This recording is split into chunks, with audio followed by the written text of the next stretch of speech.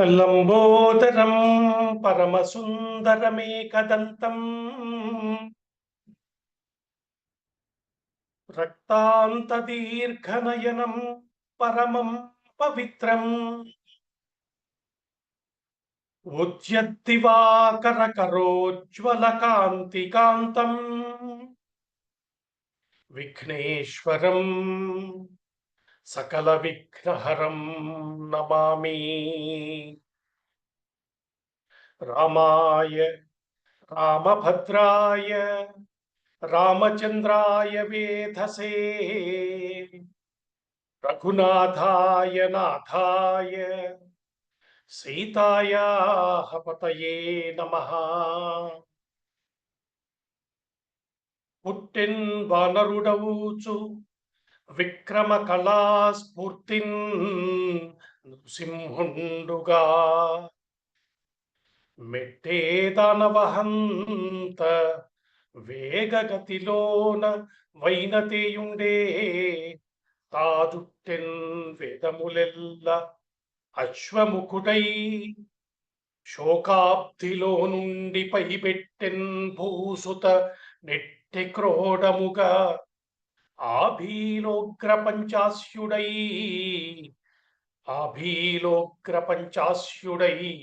మెట్టెన్నామది దుదూత ఇది స్వామి రామచంద్ర ప్రభో.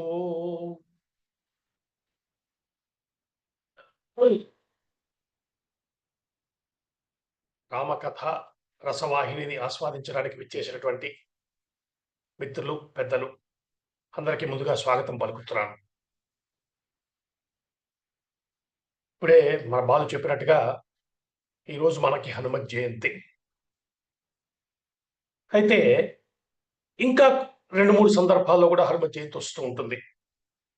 ఇవాళ మనం ఇవాళ వైశాఖ బహుళ దశమి రోజు మనం చేసుకుంటున్నాం. అట్లా కాకుండా చైత్ర పౌర్ణమి రోజు చేసుకునే చోట్ల సాంప్రదాయాలు కొన్ని ఉన్నాయి. అలాగే ఉత్తరాదికి వెళ్తే ఇంకో 1-2 సందర్భాలు కూడా కనబడతాయి.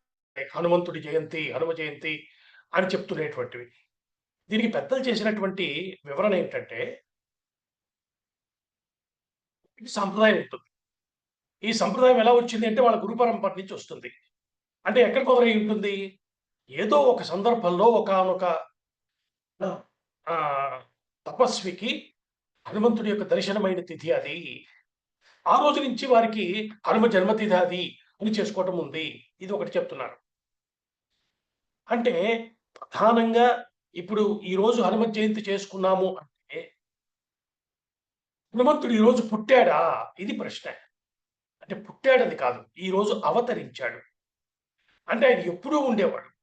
ఇదే అన్ని దేవతలకు కూడా మీరు ఏ దేవత యొక్క జయంతి చేయండి, ఈ రకమైనటువంటి లాజిక్కే అప్లై అవుతుంది. అంటే ఏమిటి? వారు ఆ రోజు పుట్టారు అనటంలో ఉన్న అర్థం ఏమిటంటే, ఆ రోజు వారు ఒక అవతారంగా దిగొచ్చారు. అంతకుముందు కూడా ఉన్నారు. ఒకానొక సందర్భంలోనో ఒకానొక దుష్ట సంహారం, రాక్షస సంహారం చేయవలసినటువంటి అవసరం తలెత్తినప్పుడు, లేదా ఒక భక్తుడిని అనుగ్రహించటానికో ఒకానొక సందర్భంలో వచ్చినప్పుడు అది వారి జయంతిగా మనం చేసుకుంటున్నాం. కాబట్టి ప్రాంత భేదాలని బట్టి రకరకాల చోట్ల అనేక మంది మహాత్ములు చెప్పినటువంటి తిథుల ఆధారంగా రకరకాల భేదాలతో చేసుకుంటాం. కానీ సంహితా గ్రంథాలకు సంబంధించినంత వరకు, అంటే హనుమకి సంబంధించిన మంత్రశాస్త్ర గ్రంథాలు అన్నీ కూడా ఈ రోజే హనుమంతుడి జయంతి అని చెప్తున్నాయి. అంత మాత్రం చేత మిగతావన్నింటినీ మనం తృణీకరించవలసిన పని మనకు లేదు. ఈ రోజు చేసుకుంటాము, మరొక సందర్భం కూడా కుదిరితే ఆ రోజు కూడా చేసుకోవచ్చు. అసలు ఒకరోజు పుట్టి ఒకరోజు ఉండని వాడు కాదు కదా దైవము. కాబట్టి నిరంతరంగా చేయవలసినటువంటి ఉపాసనలో ఈరోజు ఒక ప్రత్యేకమైనటువంటి అవకాశంగా తీసుకుని దానిని మరింత వైభవపేతంగా చేసుకోవటమే ఈ దేశంలో పెద్దలు చూపించినటువంటి ఒక మార్గం. ఇక హనుమంతుడికి సంబంధించి చాలా విశేషమైనటువంటి విషయాలు మనం దృష్టిలో ఉంచుకోవాల్సి ఉంటుంది. కలియుగానికి హనుమంతుడే ప్రధాన దైవం అని చెప్తున్నారు పెద్దలు. కలవు కపి వినాయకవు అంటారు. అంటే హనుమంతుడి యొక్క ఈ రోజు కూడా హనుమంతుడు ప్రత్యక్ష దైవము. మనం రామాయణం చివరిలో మనకు తెలుస్తుంది. రామచంద్రమూర్తి తన అవతారాన్ని పరిసమాప్తి చేస్తున్న కాలంలో ఆయనతో పాటు ఉన్న జీవులందరికీ మోక్షాన్ని ఇచ్చాడు. కానీ హనుమని ఆయన పిలిచి మాట్లాడుతూ, నాయన నువ్వు చిరంజీవి కాబట్టి భూమి మీదే ఉండవలసిన స్థితి ఉంది అని చెప్పినప్పుడు హనుమంతుడు ఒక మాట అన్నట్ట. రామ కథ భూమి మీద ఎంత కాలం ఉంటుందో అంతకాలం నేను ఇక్కడ ఉంటాను అని చెప్పాడు. కాబట్టి ఈ రోజు కూడా హనుమంతుడి యొక్క దర్శనమైనటువంటి ఉపాసకులు ఎందరో ఉన్నారు. అయితే ఇది ఉపాసనాపరమైన అంశం అలా ఉంచినా, నిత్య జీవితానికి సంబంధించి ఈరోజు మనకు ప్రపంచంలో ఉన్న పరిస్థితుల గురించి తెలుసు. అనేక రకమైన సమస్యలతో కొట్టమిట్టాడుతున్న జీవితం మనది. అనేక రకాల భయాలు చుట్టుముడుతున్నాయి. వీటికి పరిష్కారం ఏమిటి? హనుమయే. హనుమద్ ఉపాసన సామాన్యం కాదు. ఆ మాటకొస్తే మనం చాలా సార్లు చెప్పుకున్నాం. హనుమాన్ అన్న పేరే ఒక మంత్రము. కేవలం 12 సార్లు హనుమాన్ అని స్మరించి బయలుదేరినా కూడా కార్యంలో విజయం దక్కేటువంటి స్థితి ఉంది అంటే ఎంతటి విశేషమైన మంత్రం అది. కాబట్టి హనుమంతుడిని ఉపాసన చేయటం ఇప్పుడు భారతదేశానికి చాలా అవసరం. ఈ మాట మనం అనుకోవటం కాదు, వివేకానందుడు చెప్పాడు. భారతీయ యువతకి హనుమంతుడు ఆదర్శమని చెప్పాడాయన. అందుకే మనం హనుమంతుడి యొక్క ధ్యాన శ్లోకాల్లో కొన్నింటిలో చూస్తే ఒక విషయం మనం గతంలో కూడా ప్రస్తావన చేసుకున్నాం. బుద్ధిర్బలం యశో ధైర్యం నిర్భయత్వం అరోగత అజాడ్యం వాక్పటుత్వం చ హనుమత్ స్మరణాన్ లభేత్. హనుమంతుడిని స్మరిస్తే చాలు ఇవి లభిస్తున్నాయి. ఇవి అక్కర్లేనిది ఎవరికి? హనుమంతుడు క్షిప్ర ప్రసాద దైవం కాబట్టి సులభంగా ప్రసన్నమయ్యేటువంటి దైవం ఆయన. కాబట్టి హనుమత్ జయంతి సందర్భంగా ఈరోజు మనం హనుమని వేడుకోవాల్సింది ఏమిటంటే, నా దేశానికి రక్షణనివ్వు, నా ప్రజలకి రక్షణనివ్వు, దుష్ట శక్తుల యొక్క పేచమనచమని మనం ప్రార్థన చేయాలి. దేశం కోసం అడగటం మన ధర్మం అని చెప్తున్నారు పెద్దలు. ఆయన చూసుకుంటాడులే అనటం కాదు. మనకొక కర్తవ్యం ఉన్నది. మన దేశము, మన ధర్మము మన దాకా వచ్చాయంటే దాన్ని కాపాడుకోవాల్సిన బాధ్యత మనకుంది. తరువాత తరాలకి అందించవలసిన బాధ్యత కూడా మన మీద ఉంది. కాబట్టి హనుమంతుని ప్రార్థన చేయటం అన్నది ఈరోజు చాలా ముఖ్యమైన విషయం. ఇక్కడ ఇంకొక చిన్న విషయాన్ని కూడా మనం చెప్పుకుని ఈరోజు మనం ప్రవచనంలోకి ప్రవేశిద్దాం. మొన్నన కొద్ది రోజుల క్రితం వాట్సాప్‌లో ఒక వీడియో తిరిగింది. మీలో చాలా మంది చూసుంటారు. మన విదేశాంగ శాఖ మంత్రి ఆయన జైశంకర్ గారు ఒక చోట ఒక ప్రెస్‌లో ఎక్కడో మాట్లాడుతుండగా ఆయన్ని అడిగారు. మీకు తెలిసిన అంటే జైశంకర్ గారు సామాన్యుడు కాదు. జగత్ ప్రఖ్యాతిని వహించినటువంటి ఒక రాజకీయ చతురుడాయన. అంటే దౌత్యవేత్త. ఆయన్నడిగారు. మీరు ఎవరిని పర్ఫెక్ట్ డిప్లొమాట్ అనుకుంటారు? అంటే ఆయన అద్భుతమైన సమాధానం చెప్పాడు. ఆయనన్నారు, అసలు దౌత్యం అన్నది జరిగింది, ప్రారంభమైంది హనుమంతుడితోనే కదా! రామదూత ఆయన. అట్లా నేను ఇది గౌరవించే వాళ్ళు ఇద్దరున్నారు. ఒకడు హనుమంతుడు, మరొకడు కృష్ణుడు అన్నాడు. అంటూ వెంటనే ఆయన ఒక మాట చెప్పారు. గబగబా వెంటనే అందరూ చప్పట్లు కొట్టారు. చప్పట్లు కొట్టడం కాదు, నేను చెప్పేది జాగ్రత్తగా వినండి అన్నాడు ఆయన. ఎందుచేతనంటే మనము ఇవాళ ప్రపంచవ్యాప్తంగా ఉన్న ప్రాక్టీస్ ఏమిటి? మీరెవరినన్నా మేధావుల్ని, పెద్దల దగ్గరికి వెళ్లి ప్రపంచవ్యాప్తంగా మీకు తెలిసిన గొప్ప డిప్లొమాట్స్ ఎవరు, రాజకీయ ఆ చతురత కలిగినటువంటి రాయబారులు ఎవరు అని అడిగారనుకోండి. ఎవరో ఒక మ్యాకిమిలియన్ పేరు చెప్తారు. లేదా ఎవరో పాశ్చాత్య ప్రముఖుడి పేరు చెప్తారు. ఈ మాటలు చెప్పింది జయశంకర్ గారు. ఆయన మాటలే చెప్తున్నాను నేను. అని నిజానికి వారి అందరినీ మించినటువంటి చతురత కలిగి తనకి అప్పచెప్పబడ్డ పనిని యథాతథంగా ఎటువంటి లోటు లేకుండా పూర్తి చేయటం మాత్రమే కాకుండా ఆనుషంగికంగా అనేక ప్రయోజనాల్ని సాధించి పెట్టినటువంటి రామదూత ఒక ఆయన ఉన్నాడు. ఆయన గురించి మనం స్టడీ చేయవద్దా అని అడిగాడు ఆయన. ఎందుకంటే మనం సుందరకాండలో ప్రధానంగా మనం కూడా అదే లక్ష్యంగా పెట్టుకుని మాట్లాడుకుంటున్నాం. దూత ఉన్నప్పుడు ఎన్ని జాగ్రత్తలు తీసుకుంటూ అడుగు వేస్తున్నాడో హనుమా, ఇది మనం గమనించవలసినటువంటి విషయం. కాబట్టి జయశంకర్ గారంతటి వాడు తనకి ఆయనే ఆదర్శమని చెప్పాడంటే ఎటువంటి స్వామి, ఎటువంటి హనుమ. అటువంటి ఆయన్ని ఈరోజు స్మరించుకునే భాగ్యం మళ్ళీ మనకు ఆయనే అనుగ్రహించాడు. అటువంటి హనుమంతుడికి ముందుగా మనం నమస్కారం చేసుకుంటూ ఈరోజు మనం మన ప్రవచనంలోకి ప్రవేశిద్దాం. గత వారం సుందరకాండలో అత్యంత విశేషమైన ఘట్టంగా పెద్దలు చెప్పినటువంటి చూడమణి ప్రధాన ఘట్టాన్ని విశేషంగా చెప్పుకున్నాం మనం. అమ్మ సీతమ్మ హనుమంతుడికి తన చూడామణిని ప్రదానం చేసి దీనిని రామచంద్రమూర్తికి అభిజ్ఞానంగా చూపించు అని చెప్పింది. నా గుర్తుగా చూపించు అని చెప్పింది. అయితే అక్కడ ఇంకొక అందమైనటువంటి ఉపాఖ్యానాన్ని కూడా సీతమ్మ హనుమత్ స్వామితో చెప్పినట్టుగా వాల్మీకి మనకి చెప్పాడు. సీతమ్మ చెప్తోంది హనుమకి, నాయనా ఒకానొక సందర్భంలో మేమిద్దరమే అంటే సీతారాములిద్దరు అమ్మ చెప్తోంది కదా! మేమిద్దరమే ఏకాంతంలో ఉన్నాం. ఉన్నప్పుడు రామచంద్రుడు ఒక మణిశిలను తీసుకొని దానిని రంగరించి తిలకంగా నా నుదుట తీర్చేటువంటి ప్రయత్నం చేస్తున్నాడు. దాన్నిచ్చి తీసి నా నుదుట బొట్టు పెడతానికి ప్రయత్నం చేస్తున్నాడు. ఆ ప్రయత్నంలో దగ్గర నుంచి నా ముఖాన్ని చూశాక ఒక పారవస్యం వచ్చినట్టుంది. ఆ తిలకాన్ని నా నుదుట పెట్టబోయి నా చెక్కిలి మీద పెట్టాడు.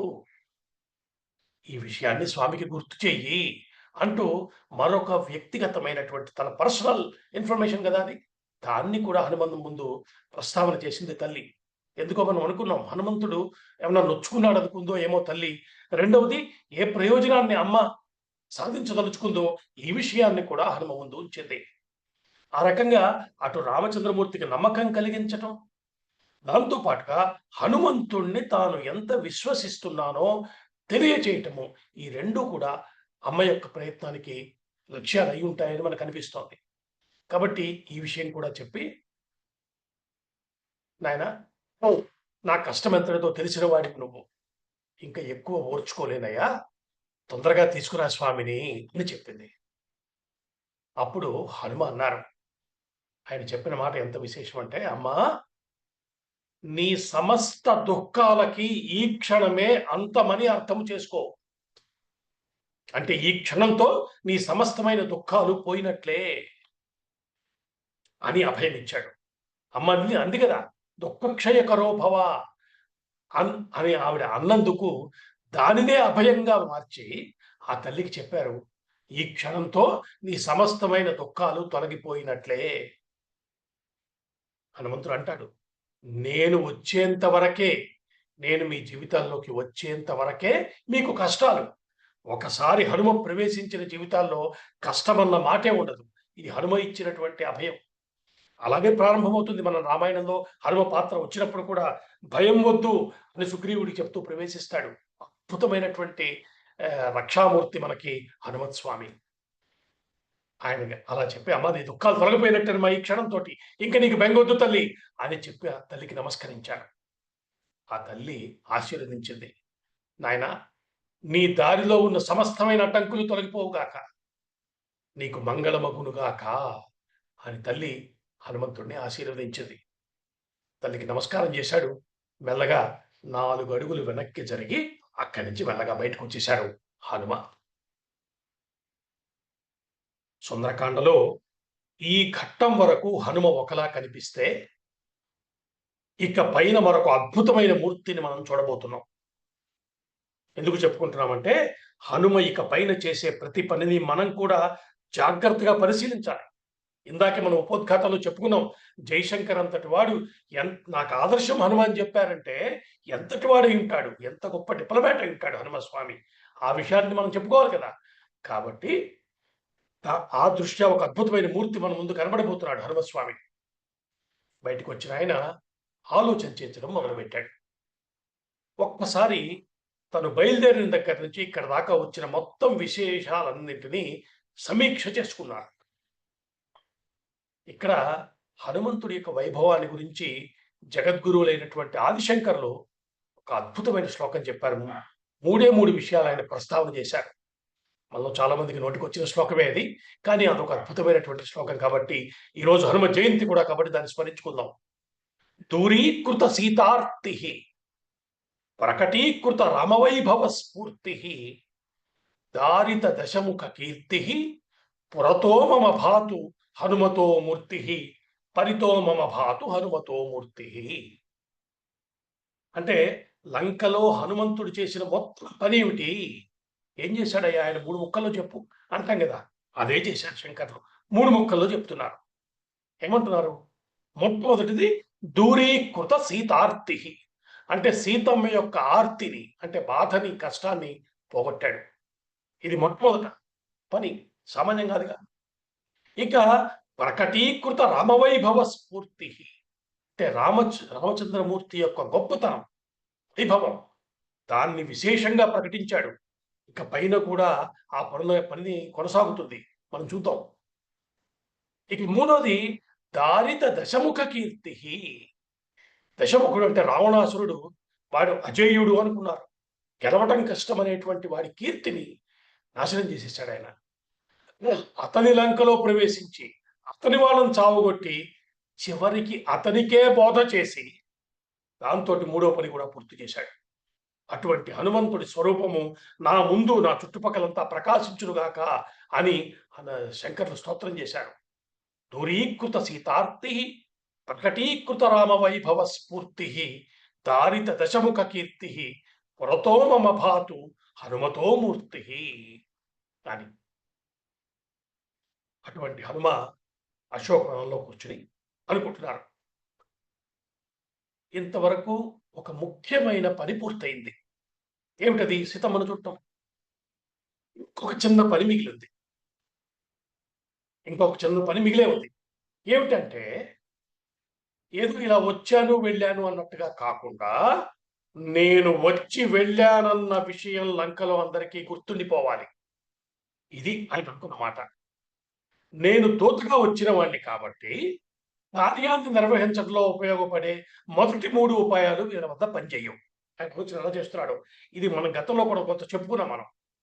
నేను దూతగా వచ్చాను ఇక్కడికి. ఇప్పుడు నేనేం చేయాలి? ఒక పని పూర్తి అయిపోయింది. సీతమ్మను చూడాలి, చూసేశాను. మాట్లాడేశాను, అంతవరకు అయింది. ఇప్పుడు ఇంకేం చేయాలి? కాబట్టి ఇప్పుడు ఆయన ఏమనుకున్నారు? నేను వచ్చి వెళ్ళానని వీళ్ళకి గుర్తుండాలి. ఎందుకో కూడా చెప్తాడు.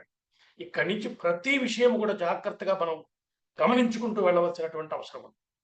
సో మొదటి 3 ఉపాయాలు పనిచేయవు. ఏ పనికైనా ప్రపంచంలో మనం చెప్పుకున్నాం చాలాసార్లు. సామ దాన భేద దండ 4 ఉపాయాలు ఉన్నాయి.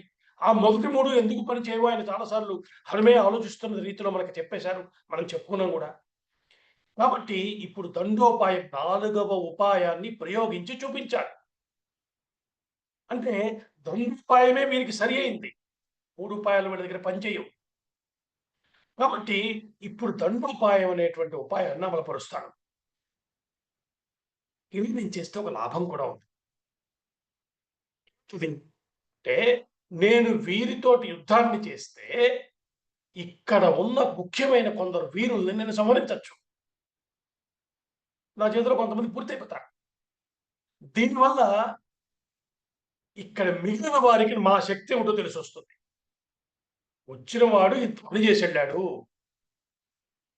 అయినా హనుమ ఎంత బాగా ఆలోచిస్తారంటే దూత అయిన వాడు కేవలం ఏ పని తనకు చెప్పబడిందో ఆ పని మాత్రమే చేయటం కాకుండా దానితో పాటు కలిసి వచ్చే మిగతా అంశాల మీద కూడా దృష్టి ఉంచాలి కదా అనుకున్నట్టు ఆయన. ఇదే జయశంకర్ గారు వివరంగా చెప్పాడు. ఒక చోటకి వెళ్ళినప్పుడు, ఒక దేశంతో మాట్లాడుతున్నప్పుడు, దేశాధినేతల ముందు కూర్చున్నప్పుడు ఏ ఏ ప్రయోజనాలు మన దేశం కోసం సాధించి పెట్టాలి ఇవన్నీ తెలిసి మాట్లాడాలి. కాబట్టి సీతమ్మని చూడటంతో తన పని అయిపోయింది అనుకోవటం లేదు. ఈయనేమన్నాడు? సీతమ్మని చూశాడు కాబట్టి ఆవిడ తీసుకెళ్ళటం తప్పదు, ఇక అది జరిగి తీరుతుంది. ఆ ప్రణాళికలో కలిసి వచ్చే అంశాలు ఏమిటో చూసుకున్నాడు. వాటికి తగ్గట్టుగా ఇప్పుడు తాను ఏం చేయొచ్చు, ఇది నేను చేసినటువంటి ఆలోచన. ఒకసారి తను తిరిగి వెళ్ళగానే సీతమ్మ లంకలో ఉంది అని చెప్పగానే ఏం చేస్తారు? రాముడు సుగ్రీవుడు కలిసి దండయాత్రకి ప్రణాళిక వేస్తారు. అందరం కలిసి ఇక్కడికి వస్తాము. ఇక్కడికి మళ్ళీ వచ్చేసరికి నేను ఇక్కడ ఏమైనా సానుకూలపరచవచ్చా? అది హనుమ చేస్తున్న యొక్క ఆలోచన. కాబట్టి హనుమంతుడిని కార్య సాధకుడు అనుకుంటాం మనం. మన కార్యాలను సాధించి పెట్టవయ్యా అని ఆయన్ని ప్రార్థన చేస్తూ ఉంటాం. అయితే కార్యసాధకుడు అంటే ఎలా ఉండాలో కూడా మనకు కొంత తెలియాలి కదా. ఆ స్వరూపాన్ని కూడా వాల్మీకి చెప్పారు రామాయణంలో మనకి. ఆయన ఎంత బాగా చెప్తున్నాడంటే కార్యసాధకుడికి ఉండవలసిన లక్షణంలో మొట్టమొదటిది ఏమిటి? వాల్మీకి రామాయణం చెప్తోంది. ఏ పని తనకి అప్పచెప్పబడిందో ఆ పనిని సమర్థవంతంగా పూర్తి చేయటం. ఇది మొట్టమొదట ఉండవలసిన లక్షణం. దాంతోపాటు దానికి పనికొచ్చే మిగతా విషయాల్ని కూడా. అయితే కండిషన్ ఏమిటి? అసలు ప్రయోజనం దెబ్బతినకుండా చక్కబెట్టడం. అంటే తను వచ్చిన పని సరిగ్గా పూర్తి చేయాలి. దానికి సానుకూలంగా పనిచేసేటువంటి మిగతా విషయాలను కూడా ఏ మేరకు చక్కబెట్టగలమో చూసుకోవాలి. అయితే చేయబోయే ఈ పనుల వల్ల మూలానికి విఘాతం రాకూడదు. అసలు ప్రయోజనానికి దెబ్బతి కాకూడదు. ఇది చూసుకుంటూ ఏం చేయాలో అది చేయాలి. ఇది ఒకటి. ఇక రెండో మాట ఏం చెప్పారంటే, ఏ కార్యాన్ని సాధించాలన్నా ఒకటికి మించిన మార్గాలుంటాయి. చాలా మార్గాలుంటాయి. అన్ని మార్గాలని తెలుసుకొని ఉండాలి కార్యసాధకుడు. దేనిని ఇక్కడ ఈ సందర్భంలో వాడుకోవాలో నిర్ణయించుకోగలగాలి. ఇది రామాయణం చెప్తున్నటువంటి ఎంత స్ట్రక్చర్డ్ మెసేజ్ చూసారా ఇది? కార్యసాధకుడికి ఉండాల్సిన లక్షణం గురించి చెప్తున్నాడు. కాబట్టి ఇక్కడ ఈయనేమనుకుంటాడు, ఇదే దృష్టిలో పెట్టుకొని ఇక తొందరలో జరగబోయేది యుద్ధమే.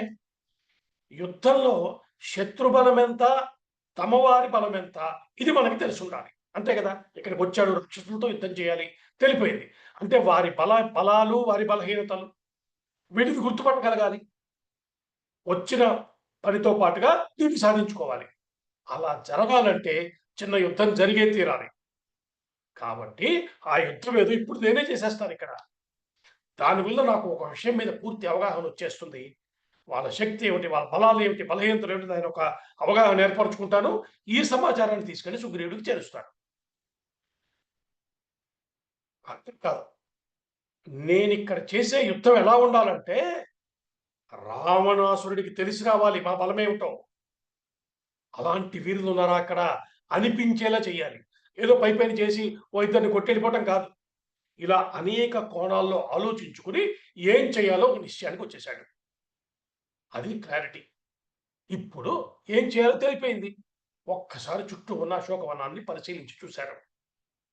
సామాన్యమైన వనం కాదు. అశోకవనం అంటే రావణాసురుడు చాలా శ్రద్ధ తీసుకుని శ్రద్ధగా అనేక జాగ్రత్తలు తీసుకుని తీర్చిదిద్దుకున్నాడు. విశ్వకర్మ చేత దాన్ని తయారు చేయించుకున్నాడు. ఆయనకి అదంటే చాలా ప్రేమ. ఇప్పుడు దీనిని తాను ధ్వంసం చేస్తే, అశోకవనాన్ని ధ్వంసం చేస్తే ఖచ్చితంగా రావణుడి దృష్టి తన మీద పడుతుంది. ఎందుకని? తనకి ఇష్టమైన అశోకవనాన్ని ధ్వంసం చేయటం, సీతమ్మ అక్కడ ఉండటం. ఈ రెండు విషయాలు కలిపి చూసుకుంటాడు. ఖచ్చితంగా ఎవరో మహావీరుడినే పంపిస్తాడు. తనకు అదే కావాలి. కాబట్టి అశోకవనాన్ని ధ్వంసం చేస్తాను అని నిశ్చయించేసుకున్నారు ఆయన. ఒకసారి అనుకున్నాక చెప్పేదేముంది, పొలకు దిగిపోయారు. దేన్నన్నా ధ్వంసం చేయటం అంటే వాళ్ళ నాన్నగారు గుర్తొస్తాడు. కాబట్టి ముందుగా తండ్రి అయిన వాయుదేవుడికి స్మరించి గాల్లోకి ఎగిలారు. వాళ్ళ నాన్నగారు ఏమన్నా సామాన్యుడా అండి? ఆయన తలుచుకుంటే వాయుదేవుడి యొక్క బీభత్సం ఎలా ఉంటుందో మనం చాలాసార్లు చూస్తూనే ఉన్నాం. ఎలాంటి మహావృక్షాలనైనా లాగవతల పారేస్తాడు. ఇప్పుడు ఆయన కొడుకు కదా ఆయన. కాబట్టి అశోకవనంలో ఉన్నటువంటి మహావృక్షాల పని పట్టాలి. ఇది చేస్తే ఆ మాత్రం చేయాలి నేను అనుకున్నాడు. కేవలం వృక్షాలేనా? అక్కడ అనేక రకాల విశ్రాంతి మందిరాలు ఉన్నాయి, భవనాలు ఉన్నాయి. వీటిని నాశనం చేయాలి. ఇది ఆయన పెట్టుకున్న ప్రణాళిక. మొదలుపెట్టేశాడు. మొదలుపెట్టాక చాలా కొద్ది సమయంలోనే అశోకవనానికి విశేషమైన నష్టాన్ని కలిగించాట. మొత్తం చెట్లు పీకాడు, ఆ భవనాలు ధ్వంసం చేశాడు, బీభత్సం చేసి పెట్టాడు. చేసిందంతా ఒక్కసారి చూసుకున్నాడు. తను చేసినటువంటి నష్టం సరిపోతుంది అని నిశ్చయించుకుని వెళ్ళి అక్కడ ఉన్న ఒక తోరణ ద్వారం మీద కూర్చున్నాడు. హనుమ చేసినటువంటి విధ్వంసానికి అక్కడున్న రాక్షస స్త్రీలు భయపడిపోయారు. వాళ్ళు ముందుగా పరిగెత్తుకుంటూ సీతమ్మ దగ్గరికి వెళ్ళారు. వెళ్ళి ఆవిడ నిలదీశారు. ఎవరితను? ఎక్కడి నుంచి వచ్చాడు? నీతో ఏం మాట్లాడు? ఈ వివరాలు చెప్పు. మేమేదో నిద్రలో ఉండగా నీతో ఏదో మాట్లాడేది మాకు అర్థమైంది. ఏదో ఎవరో కోతితో మాట్లాడుతున్నామేమో అనుకున్నాము. తీరా ఇతను చూస్తే సామాన్యుడిని మాకు అనిపించట్లా. ఎవరితను, ఎక్కడి నుంచి వచ్చాడు, ఏం మాట్లాడాడు, వివరాలన్నీ చెప్పు అని నిలదీశారు ఆవిడ్ని. సీతమ్మ, మనం చెప్పుకున్నాం సామాన్యురాలా, చక్కటి సమాధానం చెప్పింది. ఇలాంటి మాయారూపధారుల గురించి నాకన్నా మీకే బాగా తెలుసు అని సమాధానం. ఏం చెప్పింది ఆవిడ? అబద్ధం చెప్పిందా, నిజం చెప్పిందా?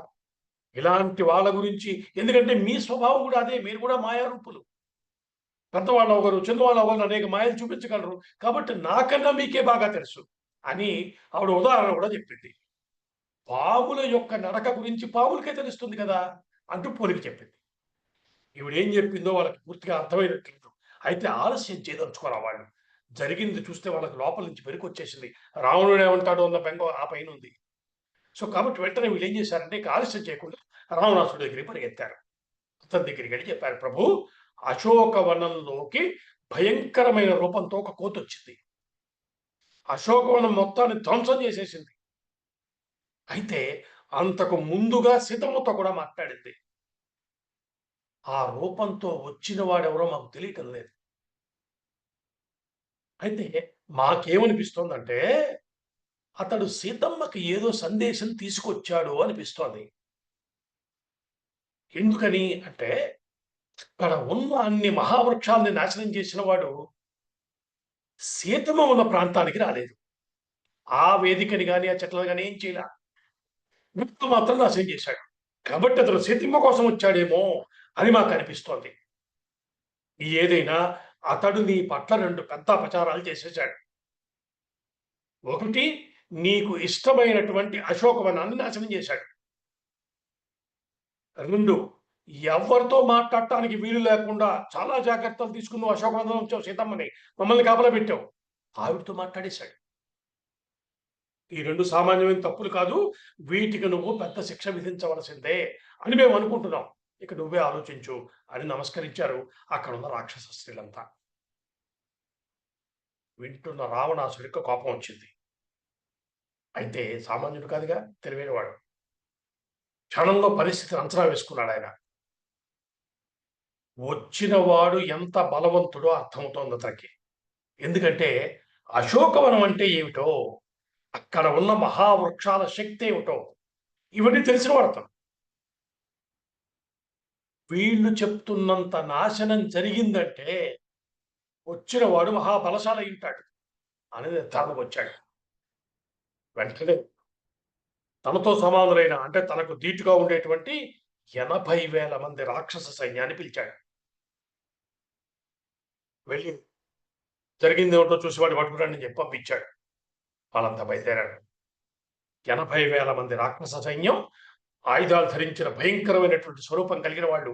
వీళ్ళంతా చాలా వేగంగా అశోకవనాన్ని సమీపించారు. 80,000 మంది. వాళ్ళు రావటాన్ని పైనుంచి చూస్తున్నాడు. తోరణ మీద కూర్చున్నాడుగా, పైనుంచి చూస్తున్నాడు హనుమస్వామి. వాళ్ళు కొంత దగ్గర దాకా రానిచ్చాక ఒక్క గెంతులో పైనుంచి కిందకి దిగాడు. దిగి తన శరీరాన్ని పర్వతమంత పెంచడం మొదలుపెట్టాడు. పెద్దవాడవుతున్నాడు.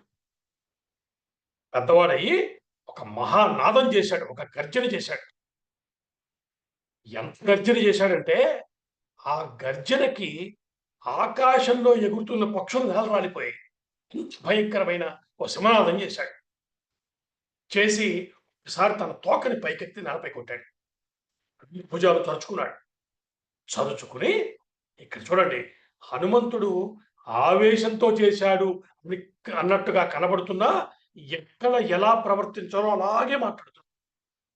ఇప్పుడు ఇక్కడ ప్రకటిస్తున్నాడు. ఆయన చెప్పిన మాటలు ఎంత జాగ్రత్తగా ఏ మెసేజ్ ఎలా చెప్పాడో ఒకసారి చూద్దాం మనం. ఏమన్నాడు? ఆయన ఒక అద్భుతమైనటువంటి స్వరంతో చెప్తున్నాడు. జయచ్యతి బలో రామో లక్ష్మణస్య మహాబలః రాజా జయతి సుగ్రీవో రాఘవేణాభిపాలితః దాసోహం కోసలేంద్రస్య రామస్య అక్లిష్టకర్మణః హనుమాన్ శత్రు సైన్యానాం నిహంత మరుతాత్మజః న రావణ సహస్రం మే యుద్ధే ప్రతిబలం భవేత్ శిలాభిస్తు ప్రహరతః పాదపైశ్చ సహస్రశః అర్థయిత్వాం పురీం లంకాం అభివాజ్య చ మైథిలీం సమృద్ధార్థో గమిష్యామి మిషతాం సర్వరక్షసాం. ఇది ఆయన చేసినటువంటి ఒక ప్రకటన. ఇంద్రుడికి వినిపించేటట్టుగా 80,000 మంది సైన్యానికి, వాళ్లే కాక అశోకవనంలో మిగిలిన వాళ్ళకి అందరికీ అర్థమయ్యేటట్టుగా ఈ ప్రకటన చేశాడు. ఈ 2 శ్లోకాలు సామాన్యమైనవి కాదు. సుందరకాండలో అత్యంత ప్రభావశీలమైనటువంటి శ్లోకాల్లో వీటిని చెప్తారు. వీటికి అర్థం ఏమిటో, ఏం చెప్పాడు మనకు అది తెలియాలి కదా. మన హనుమంతుడు గొప్పవాడు, గొప్పగా మాట్లాడతాడు అనుకుంటున్నాం కదా. ఏమిటి మాట్లాడాడో మనకు అర్థం కావద్దు. ఇవి గొప్ప శ్లోకాలు, తలుచుకుంటే వాటిని చదువుకుంటే ఎట్లాంటి కార్యమైనా జయం కలుగుతుంది, సిద్ధి కలుగుతుంది. సిద్ధి మంత్రం ఇది. కాబట్టి అలా వాటి యొక్క ఫలితం అట్లా ఉండగా ఏం మాట్లాడాడో అర్థం చేసుకునే ప్రయత్నం చేద్దాం. ఏమంటున్నాడు? జయత్యతి బలో రామ అంటే జయతి. జయతి అంటే రాముడు జయిస్తున్నాడు. చూడండి, అది ప్రెజెంట్ కంటిన్యూస్ టెన్స్ అంటాం కదా, అది అంటే నిన్న జయించాడు, రేపు జయిస్తాడు అలా కాదు. రాముడికి నిత్యము జయమే. ఆయన నిత్యము జయమనే దాన్ని లక్షణంగా కలిగిన వాడాయన. ఎవరి లక్షణం అది? సాక్షాత్తు పరమాత్మ లక్షణం. అంతే కదండీ! ఓటమి లేనివాడెవరు? ఈ జగత్తును సృష్టించిన పరమాత్మే.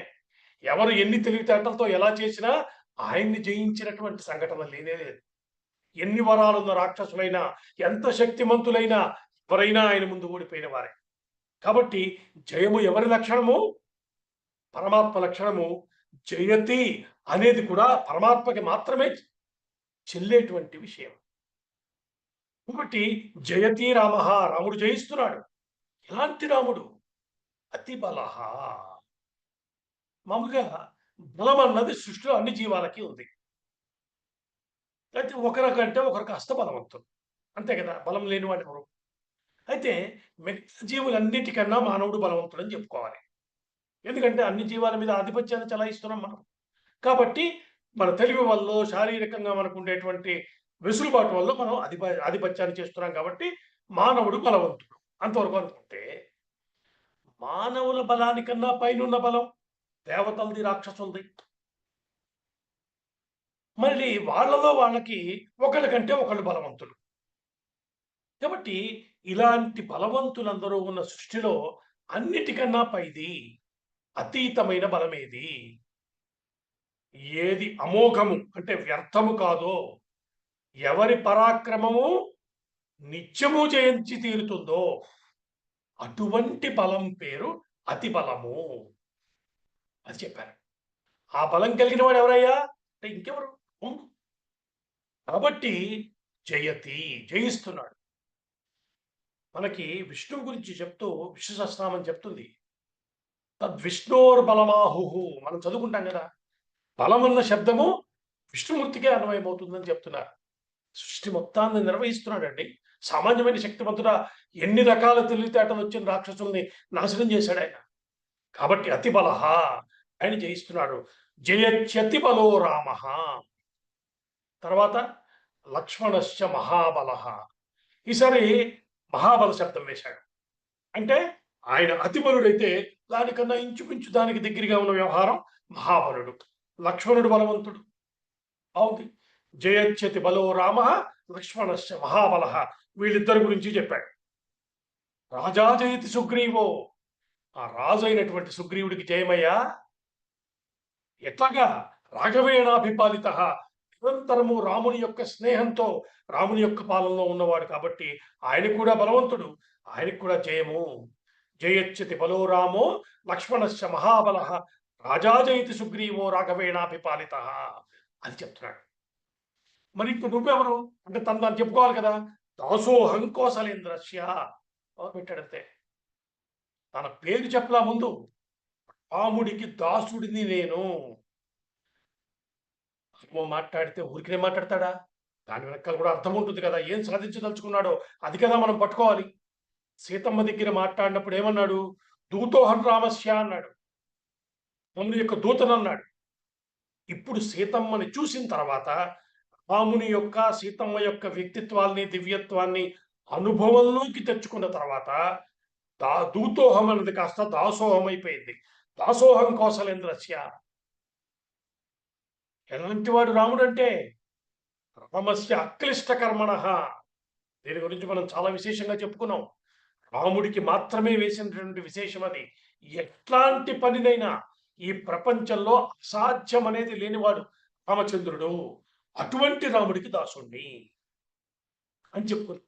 ఎందుకు చెప్పాడో కూడా ఆ మాట వెనకాల ఏమనుకున్నాడో ఆలోచన చేద్దాం. ఇప్పుడు ఏమంటున్నాడు? మరి నీ పేరేమిటయ్యా? హనుమా. ఇలాంటి వాడిని అసోహం కోసలేంద్రస్య రామస్య అక్లిష్ట కర్మణః హనుమాన్ శత్రు సైన్యానాం నిహంతః.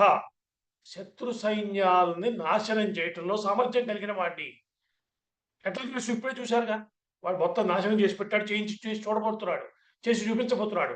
అటువంటి వాడిని నేను. ఎట్లాంటి వాడిని ఇంకా మీకు వివరంగా కావాలా? చెప్తున్నాను వినండి. యుద్ధంలో నాకు 1000 మంది రావణులైనా సరికారు. రావణ సహస్రం మే యుద్ధే ప్రతిఫలం భవేత్. అలా అన్న దగ్గర ఏమైనా ఆయుధాలు ఉన్నాయనుకుంటారా? ఈ చేత్తో చెట్టు తీసి కొడతా. చేత్తో బండరాయి తీసి నెత్తినేస్తాను, నాశనం చేసి పారేస్తాను. చివరిగా మైథిలీదేవికి నమస్కరిస్తున్నాను, సీతమ్మకి నమస్కారం. ఇదంతా చేసి మీరందరూ చూస్తూ ఉండగానే ఇక్కడి నుంచి విజయవంతంగా తిరిగి వెళ్ళిపోతాను. ఇది ఆయన చేసినటువంటి ప్రకటన. ఇది ఆయన యొక్క సమర్థత. ఇందులోని అంతరార్థం ఏమిటి? ఒకటే ప్రధానంగా రాముడు ఎంతటి వాడో చెప్పాడు, లక్ష్మణుడు ఎంతటి వాడో, సుగ్రీవుడు ఎంతటి వాడో చెప్పాడు. తనని తాను దాసుడిగా పరిచయం చేసుకున్నవాడు దాసుడే ఇంత చేస్తే మహాబలుడు, ఆ పైన ఉన్న అతిబలుడు వాళ్ళొస్తే ఎంత చేస్తారు? జాగ్రత్త సుమ అన్న హెచ్చరిక కూడా అందులో ఉంది. కాబట్టి యుద్ధ ప్రారంభంలో మంచి మెసేజ్ ఇచ్చేశాడు వాళ్ళకి. నేనేమిటో ఇదిగో నేను ఇక్కడికి ఎందుకు వచ్చాను, ఈ పని చేసి వెళ్తాను అని చెప్పేశాడు. అలా సింహనాదం చేసి ఇప్పుడు వాళ్ళ దగ్గరికి వచ్చారు కదా, దగ్గర దాకా రానిచ్చాడు. దగ్గర దాకా రానిచ్చి అప్పటికే అద్భుతమైన శరీరంతో పెరిగి ఉన్నాడు కదా, తాను కూర్చున్న ఆ తోరణం చాలా పెద్దది. దానికి ఒక ద్వారం ఉంది. ఆ ద్వారానికి ఉన్న ఒక గడియని లాగాడు బయటికి. లాగ్గానే చేతిలోకి వచ్చేసింది. చాలా పెద్దగా ఉన్నటువంటి ఇనప గడి అది. దాన్ని పట్టుకుని విజృంభించాడు. వచ్చిన వాళ్ళు 80,000 మంది. రావటానికి వాళ్ళకి చాలా సమయం పట్టిందట కానీ హనుమంతుడికి వాళ్ళని పూర్తి చేయడానికి పెద్ద సమయం పట్టలేదని చెప్తున్నాడు వాల్మీకి మహర్షి. కొద్ది సమయంలోనే మొత్తం 80,000 మంది పూర్తయిపోయారు. అంతే. వాళ్ళ పని పూర్తి చేసి తిరిగి వెళ్ళి తోరణం మీద కూర్చున్నాడు స్వామి. మళ్ళీ ఎవరిని పంపిస్తారా అని ఎదురు చూస్తున్నట్టుగా కూర్చున్నాడు అక్కడ. ఆ పైన కూర్చుని మళ్ళీ చూస్తున్నాడు. చుట్టూ చూస్తుంటే దూరంగా ఒక అద్భుతమైనటువంటి చైత్య ప్రాసాదం ఒకటి కనిపించింది. పెద్ద రాతి కట్టడం ఒకటి కనిపించింది. దాన్ని చూశాడు. దీన్ని మాత్రం మిగల్చడం ఎందుకు అనుకున్నాడు. వెంటనే కిందకి దిగాడు మళ్ళీ. మళ్ళీ సింహనాదం చేసి, అంటే 80,000 మంది వచ్చారుగా, ఏమైంది వీళ్ళేమన్నా హనుమంతుడిని వీళ్ళేమన్నా జయించగలిగారని ఆయన అనుకుంటాడేమో అని తెలియాలిగా. తాను ఇంకా ఇక్కడే ఉన్నానని రావణాసుడికి తెలియాలి అన్నట్టుగా మొదలుపెట్టాడు గట్టిగా. ఈసారి మళ్ళీ ప్రకటిస్తున్నాడు. ఈసారి ఇందాక జయచ్చతి బలో అన్న దగ్గర ఆ మొదటి మాట మార్చి అస్త్ర విద్యతో రామ అని మిగతా శ్లోకాలంతా అవి చెప్పాడు. ఎందుకంటే ఈసారి అస్త్రవిత్ అంటే లంకా నగరానికి రాబోతున్న రాముడు ఎవరు? అస్త్ర విద్యను తెలిసినవాడు. అలాంటి వాడు వస్తే ఎంత చేయగలడో చూడండి మీరు. కాబట్టి రాముడి యొక్క వైభవాన్ని శత్రువుల ముందు ఉంచుతున్నాడు. తన శక్తిని చూపించబోతున్నాడు. ఇందాక మనం అనుకున్నట్టుగా వాళ్ళ బలాబలాల్ని గమనించుకుంటున్నాడు. ఈ మొత్తం ప్రణాళికని ఎక్కడా తప్పు లేకుండా, పొరపాటు లేకుండా అమలు చేసేస్తున్నాడు. ఇలా వాళ్ళకి మరోసారి హెచ్చరిక చేసి ఆ చైత్య ప్రసాదం దగ్గరికి వెళ్ళాడు. దానిని 100 మంది యోధులు కాపలా కాస్తున్నారు. వాళ్ళేం సామాన్యులా భయంకరమైన ఆయుధాలు ధరించున్నారు. వాళ్ళంతా హనుమంతు చుట్టుముట్టారు. వాల్మీకి మహర్షి అంటున్నాడు, చుట్టూ 100 మంది రాక్షస యోధులు ఉన్నారు, మధ్యలో హనుమంతుడు ఉన్నాడు. దాని చుట్టూ ఉన్నారు. ఎలా ఉందిటంటే ఒక మహానదిలో సుడిగుండంలా ఉందిట. ఆ సుడిగుండం మధ్యలో ఉంటుంది కదా, ఆ లోతుగా ఉన్నటువంటి ప్రాంతంలో హనుమ ఉన్నారు. చుట్టూ వాళ్ళంతా నిలబడి ఉన్నారు, తిరుగుతున్నారు ఆయన చుట్టూ. ఆయన అటు ఇటు చూశాడు. ఆ చైత్య ప్రసాదానికి ఉన్నటువంటి ఒక పెద్ద బంగారు స్తంభం ఉంది. ఆ స్తంభాన్ని ఓడబెరికి ఆ స్తంభాన్ని పట్టుకుని శరీరాన్ని పెంచున్నాడు కదా, తిప్పటం మొదలుపెట్టాడు. ఎంత వేగంగా తిప్పుతున్నాడంటే ఆ బంగారు స్తంభంలోంచి అగ్నిజ్వాలలు బయటకు వస్తున్నాయి. చూడటానికి ఇంద్రుడి చేతిలో వజ్రాయుధమా అన్నంత వేగంగా దాన్ని తిప్పుతున్నాడు. తిప్పుతుంటే దాంట్లో చూస్తున్న అగ్నిజ్వాలల్లో ఆ చైత్య ప్రాసాదం మొత్తం దహించేంతగలిగేంత వేగంగా ఓ చక్రాన్ని తిప్పినట్టుగా తిప్పుతూ ఒక్కసారిగా అంతరిక్షంలోకి ఎగిరట హనుమస్వామి. ఆశ్చర్యపోయి చూస్తున్నారు రాక్షస వీరులు. అలా పైకి ఎగిరి అక్కడ నిలబడి అక్కడి నుంచి చెప్తున్నాడు. మళ్ళీ చెప్తున్నాడు వాళ్ళకి. ఈసారి ఏం చెప్తున్నాడు? నాతోటి సమానులైన పరాక్రమం కలిగిన వానర వీరులు,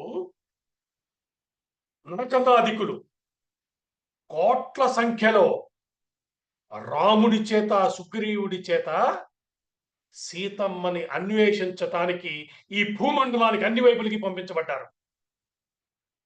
వారే సామాన్యులు కాదు. ఒక్కొక్కరు 1000 ఏనుగుల బలం కలిగిన వారు. మీరు ఊహించండి, అతను చెప్తుంటే, హనుమ చెప్తుంటే ఆ మాటలు చూడండి. కోటాను కోట్ల సంఖ్యలో ఉన్న మహావీరులు, వారి గోళ్ళు, దంతాలే వారి ఆయుధాలు. అటువంటి మహాద్భుతమైన శక్తిమంతులు వందలు, వేలు, లక్షల సంఖ్యలో భూమి మొత్తాన్ని అన్వేషిస్తున్న ఆ వానర వీరులందరూ శ్రీరాముని, సుగ్రీవుని నాయకత్వంలో లంకానగరంలో ప్రవేశిస్తారు. మిమ్మల్ని సంహరించి సీతమ్మని తీసుకెళ్ళిపోతారు, ఇది తథ్యం అని చెప్పాడు. వింటేనే గుండెలు అవిసిపోయేలా ఉంది వ్యవహారం. అలా ప్రకటించాడు. తనను చుట్టుముట్టిన 100 యోధుల్ని, 100 మందిని హతమార్చేశాడు. తిరిగి వెళ్ళి పైన కూర్చున్నాడు. ఈ విషయం అంతా మళ్ళీ రావణాసురుడికి చేరింది. ఆశ్చర్యపోయాడు. లాభం లేదనుకున్నాడు. వెంటనే మంత్రి ప్రహస్తుడి యొక్క కొడుకున్నాడు, జంబుమాలి వాడి పేరు. అతన్ని పిలిచాడు. పిలిచి అతను పంపించాడు. నాయన, నువ్వు మహావీరుడివి అన్నాడు. సామాన్యుడు కాదు, రావణాసురుడు కూడా వార్ స్ట్రాటజీలో మంచి ఆరితేరిన వాడు. అతన్ని మోటివేట్ చేశాడు. అతనికి ఇచ్చి పంపించాడు. జంబుమాలికి సైన్యం ఇచ్చి మరీ పంపించాడు. వాడు వస్తున్నాడు. వాడు మహోత్సాహంతో వచ్చాడు. వాడు హనుమంతుడి మీదకి బాణ పరంపరనే కురిపించట్టు వాడు. నిజానికి ఆ బాణాలు తగిలే కూడా హనుమంతుడికి రక్తం వచ్చింది. అయితే ఈయనేమి చెల్లించలా, లక్ష్య పెట్టలేదు. వచ్చిన వాడిని కాసేపు యుద్ధం చేయనిచ్చాడు. చాలా సునాయాసంగా ఒక్క దెబ్బ కొట్టాడు. వాడు నేలకూలేదే చేశాడు వాడిని. ఎప్పుడైతే జంబుమాలి చనిపోయాడో, ప్రహస్తుడికి ఇంకా 7 కొడుకులు ఉన్నారు. వాళ్ళు కూడా వచ్చారు యుద్ధానికి. వాళ్ళంతా ఈయన మీదకి వచ్చారు. వస్తే ఈయన ఒక్కొక్కళ్ళలా సంహరించాడని చెప్పాడు. ఈ యుద్ధం అంతా రామాయణంలో విశేషంగా చెప్పబడింది. ఒకడిని కాలుతో కొట్టి చంపాట, ఒకడిని చేత్తో కొట్టి చంపాడు, ఒకడి గుండె చీల్చేశాడు, ఇంకోటి వాడి రథం మీద తీసే వాడి మీద వేసి వాడి పని పూర్తి చేశాడు. ఇట్లా 7 సంహరించేశాడు. ప్రహస్తుడి యొక్క సంతానం అంతా పూర్తయిపోయారు. దాంతో తిరిగి ఎవరు వస్తారో చూద్దాం అనుకున్నాడు. మళ్ళీ ఎగిరి ఆ తోరణం పైన కూర్చుని ఉన్నాడు హనుమస్వామి. ప్రహస్తుడి కొడుకులు మరణించారని విన్నాక రావణాసురుడిలో కంగారు మొదలైంది. ఈసారి ఇంకా ఛాన్స్ తీసుకోదలుచుకోవాలా. ఈసారి తన 5 ప్రధానమైన సైన్యాధ్యక్షుల్ని పిలిచాడు. మహావీరులు వాళ్ళు. వాళ్ళతో చెప్తున్నాడు, నాయనా, జాగ్రత్తగా ఉండండి. మీరు అనేక మందితో పోరాడి విజయం సాధించిన వాళ్ళే. అంటే వాళ్ళని డిమోటివేట్ చేయకూడదు కదా. కాబట్టి మీరు సామాన్యులు కాదు. కానీ ఇప్పుడు మీరు వెళ్ళి ఎవరితో యుద్ధం చేయబోతున్నారో అతను కూడా సామాన్యుడు కాదని మనం గుర్తెరగాలి. నాకు ఆ విషయం ఇప్పుడు అర్థమవుతోంది. కాబట్టి జాగ్రత్తగా ఎదిరించండి. ఇప్పటిదాకా జరిగిన యుద్ధాన్ని చూస్తే ఇతడు సామాన్య వానరుడని నాకు అనిపించటం లేదు. నాకేమనిపిస్తోందంటే, నన్ను స్వయంగా జయించలేక దేవతలంతా కలిసి ఏ తపస్సులో చేసి ఒక ప్రాణిని సృష్టించి మనం ఎదిగి పంపించారేమో అని నాకు అనిపిస్తోంది. ఎందుకంటే నాకు మహాబలవంతులైన వానర వీరులందరూ తెలుసు. ఒక వాలి, ఒక జాంబవంతుడు, ఒక సుగ్రీవుడు, వీళ్ళందరూ నాకు బాగా పరిచయం. కానీ ఇతడు వాళ్ళందరి బలాన్ని మించిపోయిన వాడిగా కనబడుతున్నాడు ఇప్పుడు వచ్చినవాడు. ఇతని యొక్క స్వభావము, ఇతని యొక్క తీరు చూస్తే అసాధారణమైన శక్తివంతుడు. వానరుడిగా కనబడుతున్న ఏదో ఒకానొక మహాతత్వం ఇతడు. ఈ మాట చెప్పాడు. హనుమంతుడి తత్వం ఏమిటో చెప్తున్నాడు రావణాసురుడు. నిజానికి ఈ వానర వీరులంతా రావణాసురుడికి ఎలా తెలుసు అన్న ప్రశ్న వస్తుంది కదా మనకి. ఎందుకంటే చెప్పాడు, వాలి తెలుసు, సుగ్రీవుడు తెలుసు, జాంబవంతుడు తెలుసు అన్నాడు కదా. ఎలా తెలుసు, ఎక్కడ తెలుసు అంటే, యాక్చువల్లీ ఇటువంటి ప్రశ్నలన్నిటికీ సమాధానం యుద్ధకాండ అయిపోయిన తర్వాత వచ్చే ఉత్తరకాండలో మహర్షి క్లియర్గా చెప్తారు. అయితే ఇక్కడ కొంతమంది చెప్పుకునే ప్రయత్నం చేద్దాం. మనం గతంలో కూడా ఈ విషయం కొంత ప్రస్తావన చేసుకున్నాం. ఒకసారి వాలితో యుద్ధానికి వెళ్ళాడు వీడు రావణాసురుడు. పిలిచాడు యుద్ధానికి, వాలి చేతిలో దెబ్బలు తిన్నాడు. వాలి వీడిని చంకలో ఎత్తుకుని మొత్తం తన 4 సముద్రాల్లో సంధ్యావందనం చేసుకొచ్చాడు. ఈ మాట మనం చెప్పుకున్నాం. వాడి చేతిలో దెబ్బలు తిన్నాడు. వాలి చేతిలో రావణాసురుడు ఓడిపోయాడు. వీడికి స్వభావం ఉంది రావణాసురుడికి. అందితే జుట్టు, అందకపోతే కాళ్ళు. అది వాడి పద్ధతి కదా. ఎప్పుడైతే వాలి చేతిలో దెబ్బలు తిన్నాడో వెంటనే వాళ్ళతో స్నేహం చేసుకున్నాడు, ప్రపోజ్ చేశాడు. ఈ మాట అక్కడ కూడా అనుకున్నాం మనం. వాడితో సంధి చేసుకున్నాడు వారితోటి. చేసుకుని వాలి రమ్మన్నాడు కదా అని వాళ్ళతో పాటు వెళ్ళి కిష్కింధలో కొంతకాలం ఉన్నాడు. ఇక్కడ ఉన్నప్పుడు ఈ వానర వీరులంతా పరిచయం అయ్యారు. వాళ్ళ బలాలన్నీ కూడా అప్పుడు పరిశీలనగా చూశాడని చెప్పుకున్నాం మనం. వీళ్లతో సంధే బెటరు అనుకున్నాడు. అంత శక్తిమంతుడు, వాడు సామాన్యుడు కాదు. అందుకే ఇప్పుడు వాళ్ళు అప్పుడు అన్నాడు కూడా కదా, ఏమని, రామా నువ్వు సుగ్రీవుడితో కాకుండా నాతో స్నేహం చేసి ఉంటే నేను సునాయాసంగా సీతమ్మని తెచ్చిచ్చేవాడిని, రావణాసుడి దగ్గర నుంచే కదా అంటానికి కారణం ఇదన్నమాట. అయితే ఇక్కడ మరి మరో సందేహం వస్తుంది. ఆ రావణుడు కిష్కింధకే వచ్చి అక్కడ అంతకాలం ఉండి ఇంతమందితో పరిచయం అయినప్పుడు హనుమంతుడితో పరిచయం ఎందుకు కాలేదు? ఇది కూడా ఆలోచించాలి కదా. ఇది హనుమంతు యొక్క గొప్పతనం. రామాయణంలో హనుమంతుడి యొక్క ప్రత్యేకత ఇది. ఏమిటా ప్రత్యేకత? సుగ్రీవుడితో ఉన్నంత కాలం ఆయన ఏ రోజు తన శక్తిని ప్రదర్శించలేదు. కేవలం యోగ స్థితిలో ఒక మంచి మంత్రిగా ఉండిపోయాడు అంతే. సలహాలు చెప్తూ విషయాన్ని చక్కబెడుతూ ఉండిపోయాడు. ఎక్కడా ఆయన మహావీరుడన్న విషయాన్ని ఏ రూపంలోనూ ప్రకటించలా. సుందరకాండ ప్రారంభంలో జాంబవంతుడు తను ఎవరో తనకి గుర్తు చేసినప్పుడు మాత్రమే, అంటే రామకార్యం కోసం మాత్రమే తన శక్తిని వినియోగించాడు. అప్పటిదాకా దేనికోసం, తన కోసం ఏమీ చేసుకునేవాడు హనుమంతుడిని చెప్పుకున్నాం మనం. ఇది ఒక ప్రత్యేకమైనటువంటి దృష్టికోణం. హనుమత్ తత్వాన్ని అర్థం చేసుకోవటానికి ఉపయోగించే ఒకనొక అంశం ఇది. తనతో తానున్నాడు, దేని పట్టించుకోకుండా ఉన్నాడు కాబట్టి హనుమ ఎవరో రావణాసుడికి ఇంతగా పరిచయం లేదు. ఎవరో వాళ్ళలో ఒకడు అనుకున్నాడు అంతే. అందుకే ఇక్కడ అంటున్నాడు రావణాసురుడు, ఇలాంటి వాడిని ఇంతవరకు నేను ఎప్పుడూ ఎక్కడా చూడలే. కాబట్టి ఇతనితో యుద్ధం చేసేటప్పుడు జాగ్రత్తగా ఉండాలి సుమా. మీరు జాగ్రత్తగా వెళ్ళిరండి, తన పని పూర్తి చేసిరండి అని చెప్పి సైన్యాన్ని పంపించాడు. సరే, రావణుడు చెప్పగానే అతనికి నమస్కరించారు. ఈ 5గురు తమ తమ సైన్యాలు తీసుకుని హనుమంతుడి మీదకి యుద్ధానికి బయలుదేరారు. వీళ్ళు రావటాన్ని దూరం నుంచే చూస్తున్నారు హనుమ. ఆ 5గురిలో దుర్ధరుడు అనేవాడు ముందు మొదలుపెట్టాడు. టక బాణాలు వేసేస్తాడు స్వామి మీదకి. ఇక్కడ స్వామి ఎంత విలాసంగా ఉన్నాడంటే ఆ బాణాల మధ్య ఉన్న సందులోంచి దొరకకుండా వెళ్ళిపోతున్నట్ట. వాడు బాణాలు ఇస్తే బాణాలకి దొరకకుండా ఆ మధ్య ఉన్న గ్యాప్ నుంచి వెళ్ళిపోతున్నాడు ఆయన ఎగురుతూ. ఇలా తిరిగి పైనుంచి వారి రథం మీదకి ఒక్కసారి ఒక దూకాడు ఆయన. అంతే, ఆ వేగానికి రథం మొత్తం పచ్చడైపోయి దాని కింద మరణించాడు దుర్ధరుడు. వారి పని పూర్తయిపోయింది. సరే, అటు ఇటు చూశారు. అక్కడ ఒక పెద్ద సాల వృక్షం కనపడింది, మద్ది చెట్టు, చాలా పెద్దది. దాన్ని పీకారు. దాన్ని పికిలించి దాంతో కొట్టేటప్పటికి ఇద్దరు చచ్చారు. ఇద్దరు సైన్యాధ్యక్షులు అయిపోయారు. ఇక చూస్తే ఇంకో ఇద్దరు కనబడుతున్నారు యుద్ధం చేయడానికి సిద్ధంగా. అటు ఇటు చూస్తే ఒక చిన్న పర్వతం, ఒక కొండ కనిపించింది. దాన్ని పైకెత్తి దాన్ని వాళ్ళ మీద వేశారు. ఆ ఇద్దరి పని పూర్తయిపోయింది. తర్వాత కొద్ది నిమిషాల్లోనే వారి సైన్యం మొత్తాన్ని పూర్తి చేసేశారు. ఎవరు తిరిగి వెళ్ళిన వాళ్ళు లేడు. ఇలా 5గురు సేనాధిపతుల కథ పూర్తి చేసేశారు. మళ్ళీ తన స్థానంలో తాను కూర్చున్నారు, ఎదురు చూస్తున్నారు. ఇది హనుమంతుడి యొక్క స్థితి. సైన్యాధిపతులు మరణించారన్న వార్త తెలిసింది రావణాసురుడికి. అదిరిపోయాడు. ఈసారి ఇహ లాభం లేదనుకున్నట్టున్నాడు. తన చిన్న కుమారుడైనటువంటి అక్షకుమారుడిని పిలిచాడు. ఇతను సామాన్యుడు కాదు, అక్షకుమారుడు మహావీరుడు.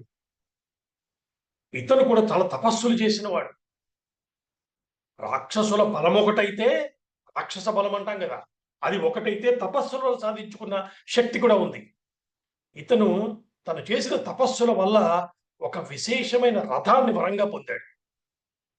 8 గుర్రాలతో కూడుకున్నటువంటి పూర్తి ఆయుధ సంపత్తిని నింపుకున్న ఒక దివ్యమైన రథం అది. అంటే ఫుల్ ఎక్విప్డ్ రథం అన్నమాట అది. అది అది వరంగా పొందాడు. దాన్ని తీశాడు బయటికి వాడు. దాని మీద ఎక్కి బయలుదేరొచ్చాడు అక్షకుమారుడు. కల్పవృక్షంలో విశ్వనాథ్ సత్యనారాయణ గారు ఒక మాట అంటారు, వీడు అక్షకుమారుడు తండ్రితో మాట్లాడుతూ, ఎప్పుడు ఎప్పుడు యుద్ధం అన్నా కూడా నువ్వు ఇంద్రజిత్తుని వెళ్ళమంటూ ఉంటావు. ఇంద్రజిత్తు ఇతడి అన్న కదా!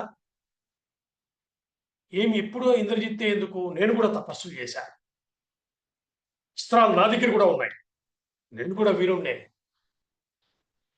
యుద్ధంలో ఒక్క శివుణ్ణి తప్ప ఎవరినైనా ఎదిరించి ఓడించగలను అన్నట్టు వాడు. చూసారా వచ్చినవాడు ఎవరు? అక్కడ వచ్చి కూర్చున్నవాడు సాక్షాత్తు రుద్రావతారం, శివావతారం. చూడండి వాడి నోట్లోంచి వచ్చిన మాట. శివుడిని తప్ప ఎవరినన్నా ఓడించగలన్నాడు. వాడు బయలుదేరి వచ్చాడు. సరే వచ్చాడు. హనుమంతుడికి అక్షకుమారుడికి మధ్య అద్భుతమైన యుద్ధం జరిగింది. నిజానికి హనుమంతుడు అక్షకుమారుడి యొక్క పరాక్రమం చూసి చాలా ముచ్చట పడ్డాడు. భలే చేస్తున్నాడు యుద్ధం వీడు అనుకున్నట్ట. కుర్రాడైనా బ్రహ్మాండంగా చేస్తున్నాడని ప్రశంసించాడు కూడా.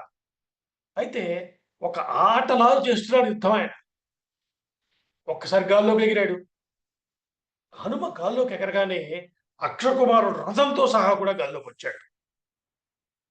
ఇద్దరు ఆకాశంలో నిలబడి యుద్ధం చేస్తున్నారు. కాసేపు అయిన తర్వాత హనుమంతుడు కొట్టిన దెబ్బకి అక్షకుమారుడి రథం నెల మీద పడి నాశనం అయిపోయింది. వాడు రథం పూర్తి చేసేసాడు. అక్షకుమారుడు కూడా కింద పడ్డాడు. కింద పడ్డవాడు లేచి మళ్ళీ పైకి ఎగిరి గాల్లో నిలబడ్డాడు. చెప్పాక వాడే సామాన్యుడు కాదు. మళ్ళీ యుద్ధం మొదలెట్టాడు. ఇద్దరి మధ్య భయంకరమైన యుద్ధం జరిగింది.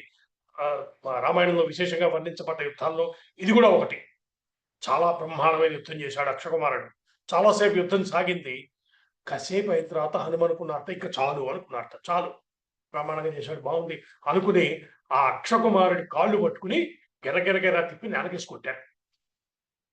ఆ దెబ్బతో పైనుంచి కింద పడ్డ అక్షకుమారుడు పూర్తయిపోయాడు, మరణించాడు. మనకి చాలా ప్రసిద్ధమైన శ్లోకం కూడా ఉంది కదా, అంజనానందనం వీరం జానకి శోకనాశనం కపీసం అక్షహంతారం వందే లంకా భయంకరం అని మనం హనుమంతుడి స్తోత్రం చేస్తాం కదా. అందులో కపీసం అక్షహంతారం, అక్షకుమారుణ్ణి వధించినటువంటి హనుమ యొక్క శక్తిని ప్రత్యేకంగా చెప్పుకుంటున్నాం. అలాంటి యుద్ధం గురించి రాశారు వాల్మీకి రామాయణంలో. మనకు అనిపిస్తుంది ఎందుకంటే ఇంత యుద్ధాలు రాసేయటము, వీడిని చంపే వీడి వాణ్ణి చంపారు, ఈ బాణాలు వేశారు, ఇదంతా ఎందుకు రాసుంటారు అంటే, ముందు మనం తెలుసుకోవలసింది రాసిన వాడు మహర్షి.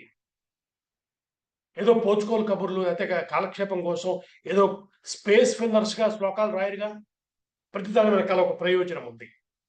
యుద్ధ ఘట్టాలు చదవటం వల్ల అనేక పాపాలు తొలగిపోతాయని చెప్తున్నారు పెద్దలు. ఎందుకంటే అందులో చెప్పబడే అస్త్రాలు, వాళ్ళ యొక్క ఆ ప్రదర్శన తీరు అంతా కలిపితే అదంతా కలిపి కొన్ని ప్రత్యేకమైనటువంటి పాపాలని హరించేటువంటి శక్తి కలిగినవి. అందుకని యుద్ధవర్ణం ఉంటుందిట అని పెద్దలు చెప్పారు. కాబట్టి అంజనానందనం వీరం జానకి శోకనాశనం కపీసం అక్షాంతారం వందే లంక భయంకరం. అది సో అట్లా బ్రహ్మాండమైనటువంటి యుద్ధం చేశారు. నిజానికి హనుమ లంకలో చేసినటువంటి యుద్ధం సామాన్యమైంది కాదు ఇప్పటిదాకా. చూడండి మీరు లెక్క చూస్తే ముందుగా వచ్చిన వాళ్ళు 80,000 మంది పూర్తయిపోయారు. తర్వాత సేనా నాయకులు వచ్చారు, మంత్రులుగా హస్తుడి యొక్క కుమారులు వచ్చారు, వారు సైన్యాలతో సహా వచ్చారు. వీళ్ళందరినీ పూర్తి చేశాడంటే ఎంతమందిని వీరుల్ని సంహరించాడో చూడండి. ఎప్పుడైతే అక్షకుమారుడు కూడా హనుమ చేతిలో హతమైపోయాడో రావణాసురుడిలో భయం మొదలైంది. ఎందుకంటే జరిగినదేమిటో అర్థం కానంత తీవ్రమైన నష్టం జరిగింది. సామాన్యం కాదు. ఇక వేరే దారి లేదనుకుని తన పెద్ద కుమారుడైనటువంటి సమస్తమైన శస్త్రాస్త్ర విద్యలో మంత్ర విద్యాల్లో ఆరితేరిన వాడున్నాడు మేఘనాథుడు, ఇంద్రజిత్ అంటారు వాడు. వాడిని పిలిచాడు. ఇంద్రజిత్ సామాన్యుడు కాదు. మళ్ళీ వాడు కూడా స్వయంగా తపస్సులు ఉన్నవాడు, అనేక అస్త్ర విద్యలు తెలిసిన వాడు. ఇవన్నీ ఒక ఎత్తైతే అతని వద్ద బ్రహ్మాస్త్రం ఉంది, దాన్ని సాధించుకున్నాడు తపస్సుతో. అటువంటి మహావీరుడు అతన్ని పిలిచాడు రావణాసురుడు. నాయన, నువ్వు వెళ్ళవలసిన సమయం వచ్చింది కాబట్టి నీ వద్ద ఉన్న అన్ని అస్త్రాల్ని ఒక్కసారి స్మరణకు తెచ్చుకో.